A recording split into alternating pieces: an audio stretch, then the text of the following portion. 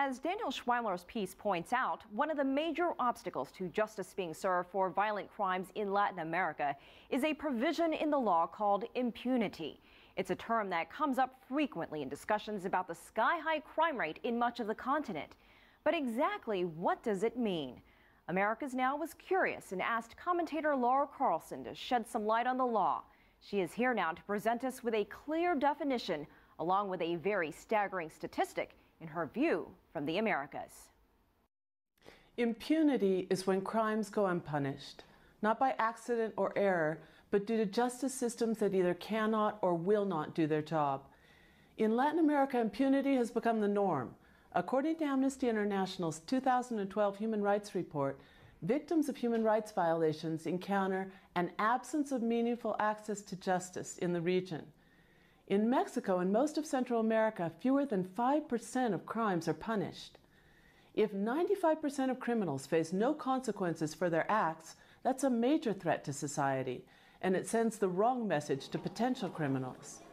Many crimes aren't even reported because citizens have no faith in the authorities to solve the crime. Even worse, they fear being subjected to pressures for bribes or harassment from officials. This is called re-victimization, when crime victims become the victims of those charged with protecting them. The failings of the justice system go right on down the line, from corrupt police to inept or crooked investigators, prosecutors, and judges. Even the prison systems in many countries reflect more injustice than fair punishment. While serious crimes go unprosecuted, Latin American prisons are overflowing with prisoners living in subhuman conditions, many for petty theft or minor drug charges. In Mexico, thousands of men and women are imprisoned for months, even years, without ever having been tried or sentenced. A recent study shows that 45% of the total prison population has not been convicted. The poor, women, indigenous people, and youth tend to be the ones trapped by the injustice system that prevails. Law and order programs, and especially the war on drugs, have actually ended up making the situation worse. With military and police in the streets, violations of human rights, executions, and general violence have increased. Governments are especially bad at prosecuting their own. Police and soldiers who commit crimes, even ones as atrocious as murder, rape, and torture, often go free without so much as a trial. There are rays of hope. In Argentina, Guatemala, and other countries, crimes of the past are finally being brought to trial.